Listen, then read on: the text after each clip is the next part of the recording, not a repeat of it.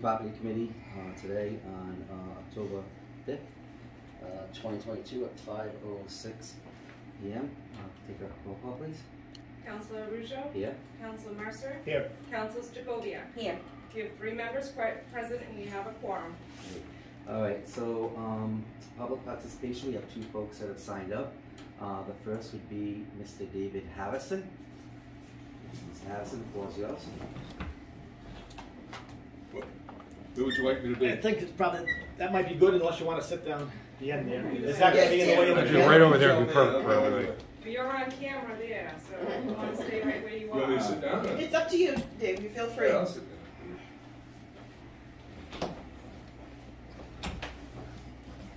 down.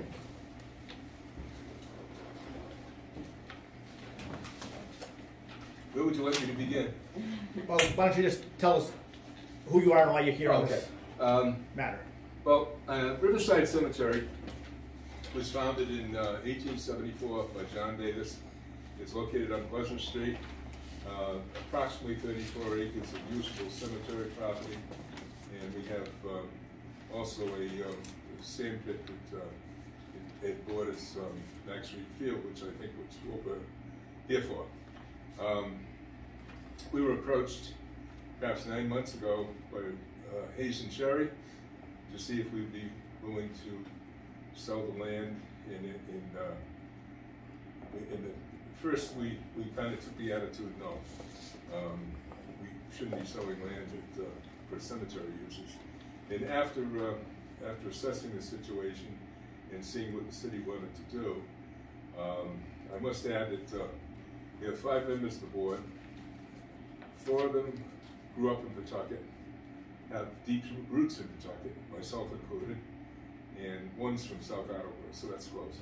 And we all we're volunteers. Our main goal is to perpetuate the cemetery with the investments and this would work in very well after we analyze the whole situation. And none of us have paid anything. We've never taken anything. And every penny that comes, if this sale goes through, every penny goes back into the cemetery, either for investment or for perhaps a little bit of current expenses to upgrade some of the equipment. So the area is wooded. It's waterfront. I took two of you folks down there the other day, and I'd be glad to take anybody else that wants to go down and have a tour of the place. What we would like to see,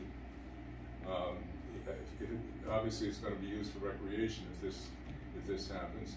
We'd like to see passive recreation. Obviously, we have a cemetery next door, and it's a wooded area, and it was founded by the Davis family, and it's still 2 of the members of the board are from the Davis family, and we'd obviously like to, wouldn't mind having it called Davis Woods or the Davis, something with Davis, because they're the ones that they founded the cemetery.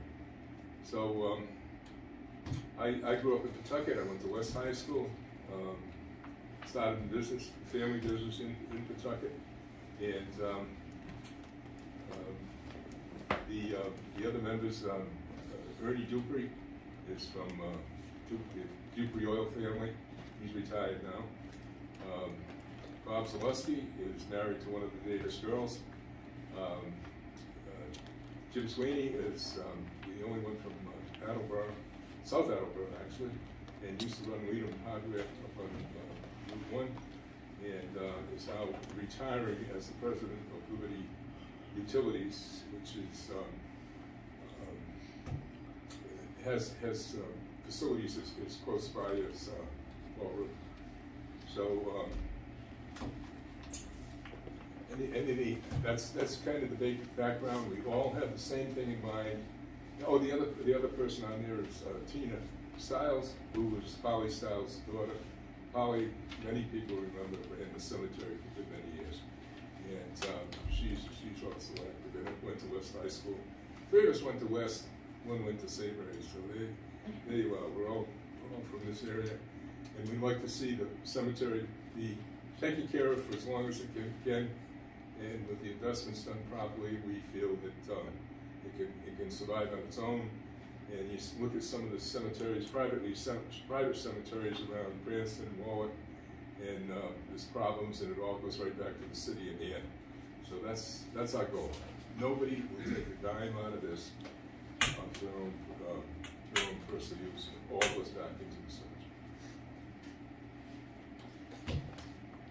So just a couple of questions. So the revenue, the resulting revenue of the sale, from your perspective, will be used for perpetual care of the existing burial plots, right? It won't, not likely to be expanded, but no. Going forward, the purchase price will be used entirely for perpetual care. Yes, yes. And right now the cemetery is probably, it's two different levels.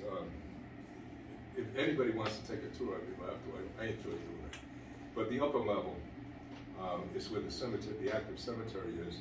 And you go down into where the sand dune, correct?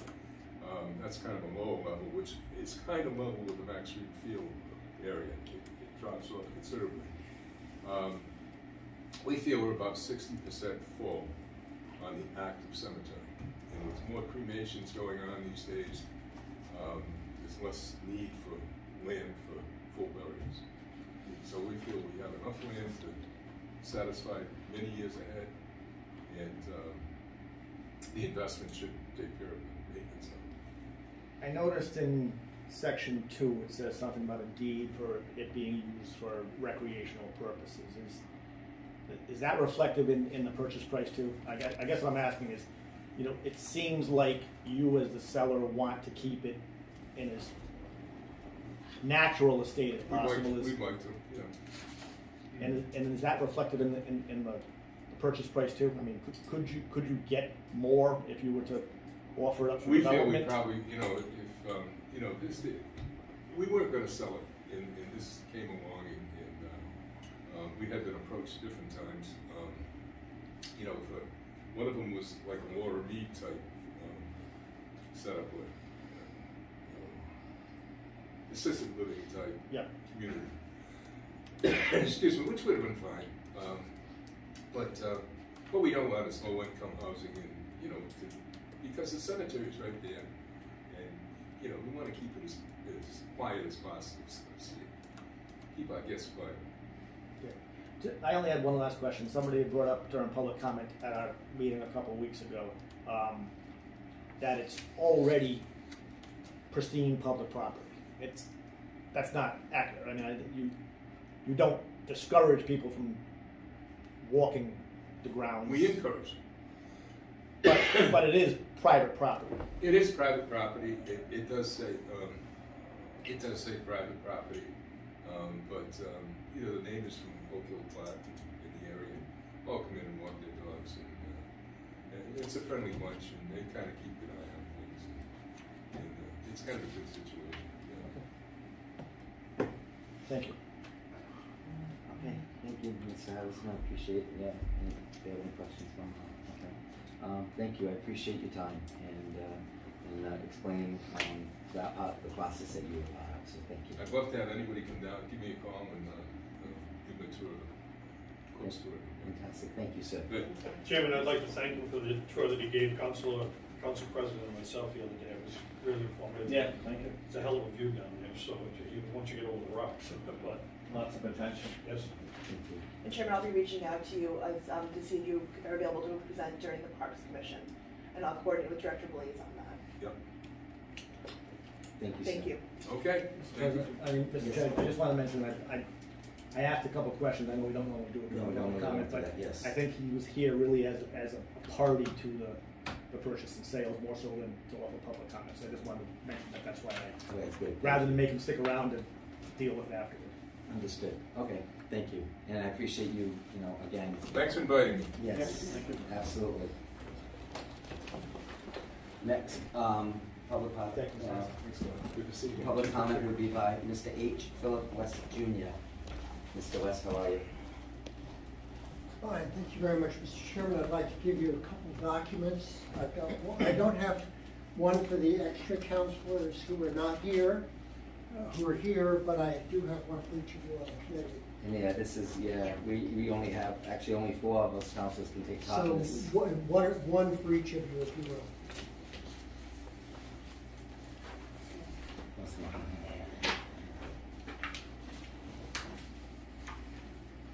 And we definitely need one for the clerk. So my name is H. Philip West Jr. I live at 16 Unity Street. I serve as the affordable housing advocate for the Village Common of Rhode Island, which is the nonprofit that works with older adults, helping them stay in homes that they love as long as they can. I've been working on affordable housing in New York City and Connecticut, and here in Rhode Island literally since the end of the 1960s. Many years, many projects that I've had a hand in, and I've been greatly concerned about the need for affordable housing here in Rhode Island. What you have in front of you is a suggestion for an amendment to the resolutions before you. Let me say first, I walk in Riverside Cemetery virtually every day. And Swan Point, when the tide is low, I go around the wall. A couple times I've gotten locked in at the gate, not realizing the gate was closed. And then I've gone around into the ball fields and up to the ball field. So I know the whole area. What we have here is an incredibly beautiful place, as the prior witness has already said. And I recommended to the mayor in October, a year ago, that the city buy this land, acquire this land for affordable housing. I believe that this housing could be done there, clustered in some very attractive configurations that would be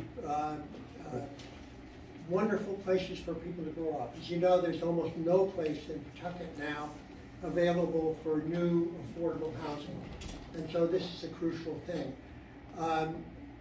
So I urge you to amend the resolution that is before you in the ways that I have suggested. In a word, I sent this to you, Mr. Chairman. I've suggested, and I think the 5th whereas, that you strike out the requirement that it be used solely as a designated public recreation facility. You don't need that. You don't need to box yourselves in on that purpose. In the 6th Amendment, I suggest also deleting public recreation facility and adding the words, this property, so developing this property for other urgent needs of Pawtucket residents, regardless of and unrelated to the future of 94 Mohashik Street. And then finally, at the bottom of the resolution, I've suggested striking out, in the capital letters of the Be It Resolved section, the second paragraph of that, I've suggested striking out after, in its entirety, strike out the aforesaid use and purpose of a recreation facility and add instead other uses including but not limited to affordable and workforce housing. And if I can make the comment very quickly, I sat with a young woman a while back. I ran a settlement house in New York. I have worked with homeless people and recognized the huge need for families in Rhode Island to have safe places to live. We know that there's almost no community in Rhode Island where people can buy a home. And rents have soared. I believe that we're using, whether Pawtucket Central Falls Development Corporation or another corporation, we could build some very attractive mixed housing there that would serve the needs of dozens of families and provide safe space. There could also be recreation, as the gentleman before me recommended. The recreation path could come all the way down from the Tidewater development along the ball fields through what I've called the orphaned bluff. There's a bluff, a triangular shape, as you'll see it on that map, that lies between the ball fields and this property. And that property it's well above the water, and I would urge you to go ahead and take the walk around. I'd be glad to go with you as well. But it could be a wonderful place for some housing. There could be scatter site housing at a number of places down in the rest of the cemetery area, avoiding the wetlands, which obviously you have to respect. I don't think that if it's down there that it would cause any disruption to the cemetery. I would say finally that I know the cemetery needs money. I walk in Swan Point often, and there's no comparison between the need in Swan Point and the need in Riverside Cemetery, where the paths are often, in spite of the best efforts of the staff, the paths need work, the roads need work. And that's part of why I thought initially, and why I recommended to the mayor, that the city purchase this property so that we could develop housing, but also so that the cemetery would have some additional funds. And the last thing I'll say is that funds are available now. From the American Rescue Plan Act, the legislature has made some significant commitments totaling about $250 million over the next few years toward affordable housing. And I can't break out the exact numbers that might be available for Pawtucket, but it's something that's well worth pursuing because those subsidies are available. I remember talking to the council when we were dealing with the Conan Thread site several years ago. And I know several councilmen, Mercer and Moran and others, were really duly concerned about tax base. And that's an appropriate concern. But here you have land that's not on the tax rolls now that could be properly committed to affordable housing, and I hope that you will at least get yourself out of the box that this current resolution has you in, that if you pass the resolution as it is, it boxes you in for recreational use only. And I think that's a mistake, so I urge you to change that. And I'll be glad to answer any questions. No, all right. Thank you, Mr. West. Appreciate it. We'll get a copy of this to Michelle? Mr. Chairman. Please. I may have somebody online that Sure. would like to speak if we can resolve that. Absolutely. So there was a few people that joined us virtually online in time to participate. At this time, if you'd like to speak at public input, please use the raise hand feature at the bottom of your screen so I can recognize you. All right. So I do have one person that would like to speak at this property committee.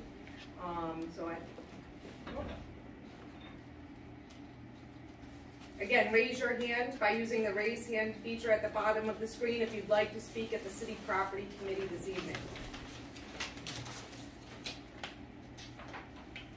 Mr. Chairman, at this time I see none.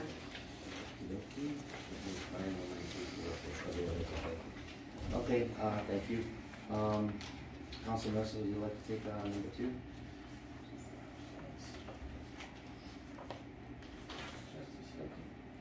Item 2, the following resolution was returned by the City Council on 9/21/22. It's a resolution authorizing the execution of a purchase and sales agreement between the City of Pawtucket and the Riverside Burial Society of Pawtucket, aka Riverside Cemetery, to pursue acquisition of 9.49 acres of undeveloped land generally located at 724 Pleasant Street. Assessors Plat 67, lots 2, 3, 8, and the northernmost portion of lot 15.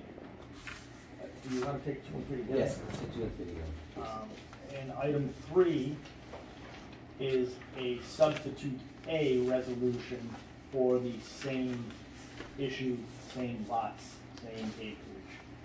I'd move both item 2 and 3 be brought to the floor. All right, moved by Councilor Mercer, seconded by Councilor Stoviak, that item number 2, following resolution returned by the City Council on 9/21/22, resolution authorizing the execution of a purchase and sale agreement between the City of Pawtucket and the Riverside Burial Society of Pawtucket, aka Riverside Cemetery, to pursue acquisition of 9.49 acres of undeveloped land generally located at 724 Pleasant Street, assessors Plat 67, lots 2, 3, 8, and northernmost portion of lot 15, as well as Item 3, the following proposed amended resolution, aforementioned, the resolution authorizing the execution of the purchase and sales agreement between the City of Pawtucket and the Riverside Burial Society of Pawtucket, aka Riverside Cemetery, to pursue acquisition of 9.49 acres of undeveloped land generally located at 724 Pleasant Street, Assessors Plat 67, lots 2, 3, 8, and northernmost portion of lot 15, substitute A to be taken up. Who would like to? Solicitor, do you want to go or want me to go?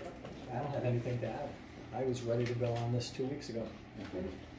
So, Unless you have a specific question of me. But we didn't, I think part of the issue 2 weeks ago was that the council members didn't feel they had enough advance notice Sure. of this. So now we've had at least since Thursday afternoon or Friday morning, to go over the differences between item 3 and item 4. Is the entirety of the difference what is underlined? That's correct. That's correct. Okay. So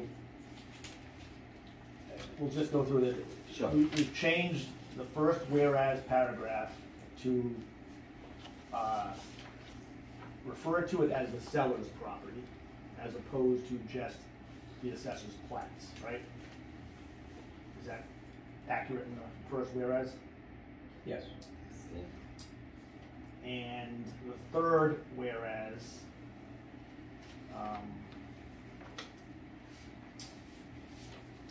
continues after what in item 3, item 2, where it ended at guideline says in the event this property in whole or in part is to be sold or utilized for non-recreation purposes, right? And then the 6th whereas paragraph is brand new. It says moreover, and notwithstanding the aforementioned NPS conversion guidelines, the city is interested in acquiring 9.49 acres of seller's property for the purpose of developing a public recreation facility regardless of and unrelated to the future status of any portion of 94 Mushasha Street, right? And what that does is it basically says if the sale of either or both properties at 94 Mushasha does not happen and does not require NPS approval and all the rest of it, i.e. it's not being used as conversion, we being the city is still interested and authorized to pursue buying these 9.49 acres. Is that what that basically says? That's the intent of that whereas, yeah. And it says developing a public recreation facility. Before we get to the now therefore part of it, looking in the attachment of the purchase and sales, and having heard what Mr. Harrison just said, section 2 of the purchase and sales, paragraph 2, in the middle of it, it says the buyer acknowledges and agrees that the property shall be conveyed subject to a deed restriction that provides the owner of the property shall use the property as a public recreational facility, right? Yes. That dovetails with what Mr. Harrison was saying, and that the negotiations and their desire not to see it be overly developed is going to be put in a deed restriction that kind of is tied to what the ultimate purchase price was. That, yes. For that to be used as recreational facility. You're correct. That provision was put in there at their request. seller's insistence. At their request? Yes. Insistence. Yes, sir. So that goes on to the be it resolved portion. I mean, there are two differences between item 2 and item 3.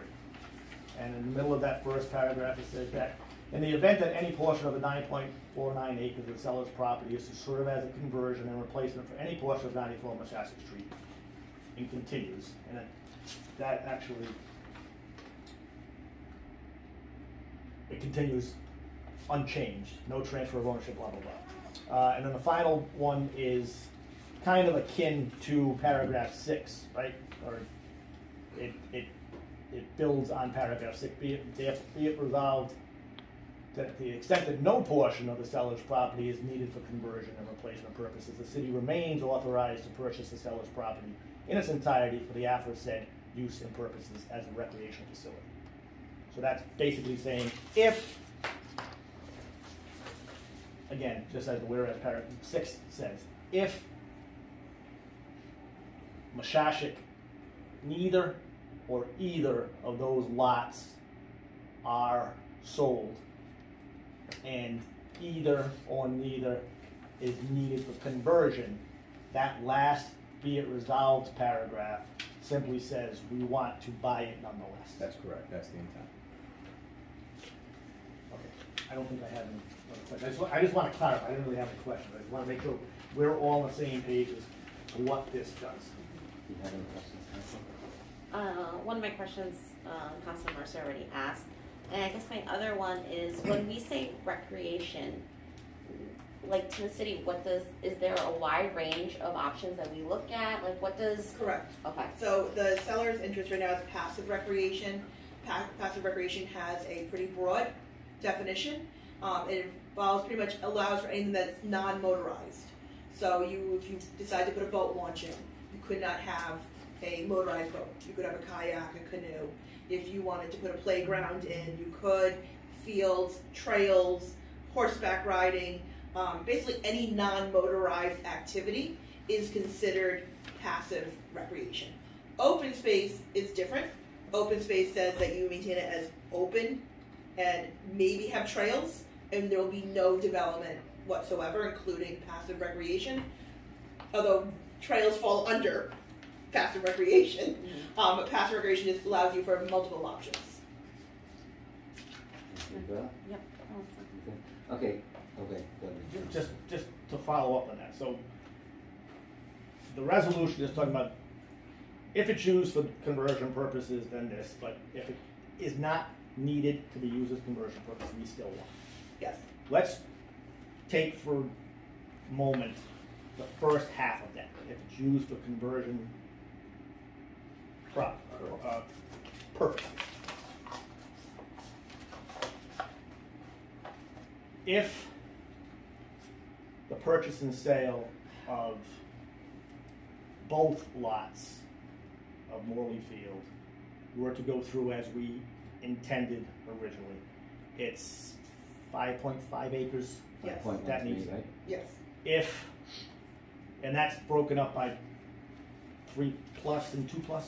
Correct.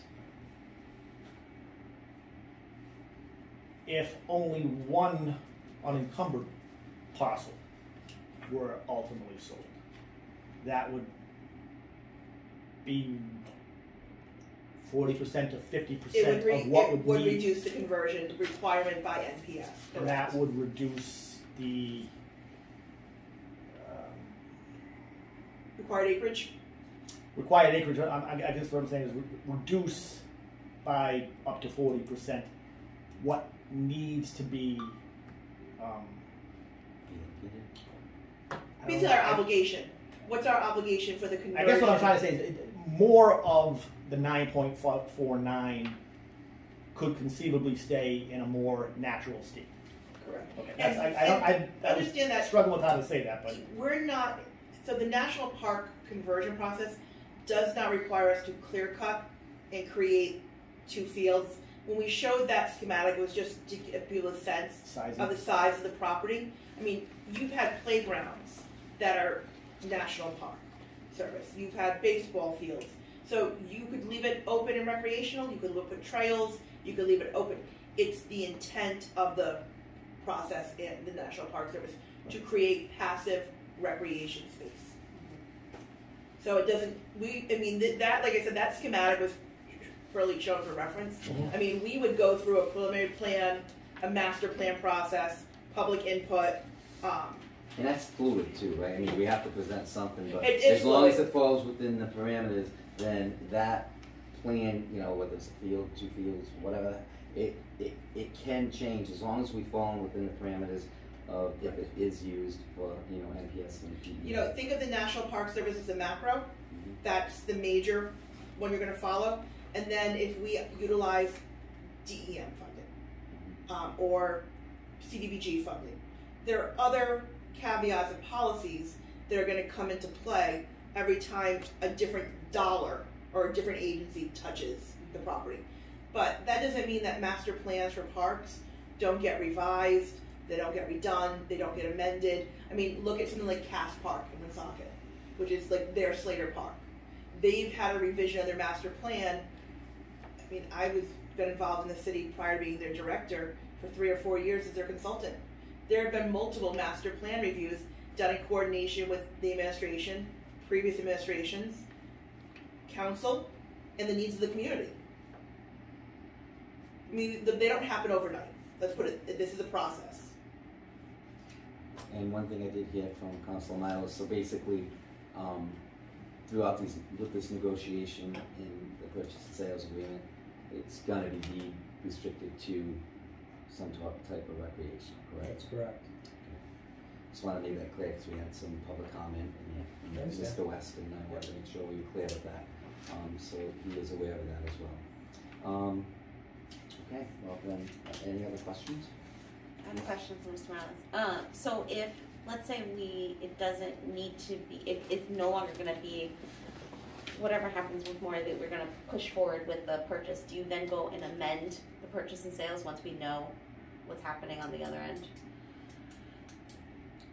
Or does that cover it? I mean, or we're covered? We might, but for the most part, we're covered for it. They're not really selling it to, they're selling it to us obviously because the initial need was for conversion property. Yeah. But at the end of the day, they wouldn't not sell it to us if we didn't need it for conversion purposes. And they've made that very clear. I think Mr. Harrison made that very clear. They are interested as long as it's being used for recreational purposes. Of that, they've made very clear through their attorney during the course of the entirety of the negotiation process. So the discussion about conversion in the purchase and sales is solely if it's done that way. Absolutely. If it happens, it happens. If not, we go for it. And the way I'm looking at this resolution is, the reason for that is because we can't purchase property that's going to be utilized potentially for conversion purposes. You can't buy it first and then use it for conversion second. Correct. So that's the reason why that language is in there. Right. I mean, we've known from day one we didn't need 9.49 acres for conversion purposes, right? It was either it was going to be potentially 5 acres. That may not be the case now going forward. So they only wanted to sell the 9.49. That's exactly right. Regardless. Exactly. So it's there for protection purposes. That's correct. And they've been interested in day one to sell us more than the 5 that we initially thought we needed. And ultimately, the city determined that it would be in its best interest to purchase what they were offering and what we could actually use. And that's how we arrived to where we are now. So, but again, subject to their restriction that it be used for that particular purpose or purposes. So, tell me if I'm wrong, but this resolution, either of these two resolutions, has no bearing on the purchase and sales that we had pursued starting a year ago for Morley Field. Well, I guess what I'm saying is this doesn't necessarily bear on that. That may bear on this, but this does not mandate that the purchase and sale happens for either or both of the Morley plots. That's true. This is, if that is required, this allows us to utilize it for conversion purposes. That's correct. But if that does not happen, if that evaporates, if something happens that completely evaporates, this resolution doesn't bear on that at all. It just allows us to then still pursue it for recreation purposes. Exactly. Unrelated to if that's how it turns out. Conversion. Yes. So this does not obligate anything there. Correct. That might obligate here, but this resolution itself does nothing to obligate the city on the other end. No, because again, that's specifically why we added the second. Okay, thank you. I just want to be clear on that. So. Okay. Does anybody have any other questions? Okay. I'll entertain a motion.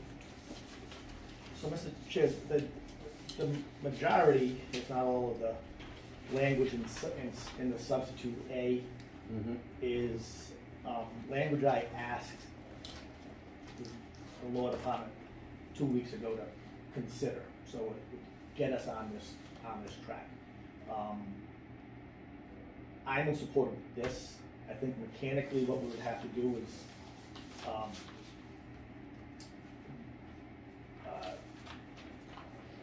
I would suggest we vote on, I will make a motion to approve item 3 to substitute A. If that passes, I think then we would be just simply postpone indefinitely substitute item 2. Which was the one that passed through this committee, the last committee meeting that we had, property committee, correct? Correct. Okay. So in that case, I will, if that's the Yeah. way to go, I will make a think that- motion to approve item 3, the substitute A version, to go to the floor for, with a recommendation for approval. All right. All right, so it's been motioned by Council Mercer, seconded by Council Scoviac, that item number 3, the resolution authorizing the execution and purchase of and sale agreement between the City of Pawtucket and the Riverside Burial Society of Pawtucket, aka Riverside Cemetery, to pursue acquisition on 9.49 acres of undeveloped land generally located at 724 Pleasant Street, accesses plat 67 lots 2, 3, 8, and northernmost portion of lot 15, substitute A, be approved and moved to the entire council for their view. Any other questions? Recommendation approved. Any other questions? Roll call, please. Counselor Russo? Yes. Counselor Mercer? Yes. Counselor Stacoviak? Yes. 3 in favor and none opposed. In that case, Mr. Chair, I would move that item 2 be postponed indefinitely. I second. All right, been moved by Council Mercer, second by Council Scoviac, that item number 2, I'm not gonna read the whole thing, that be postponed indefinitely. Any questions? Roll call, please. Counselor Russo? Yes. Counselor Mercer? Yes. Counselor Stacoviak? Yes. 3 in favor and none opposed. No further business coming before the property committee. I move we adjourn. Second. Moved by Council Mercer, second by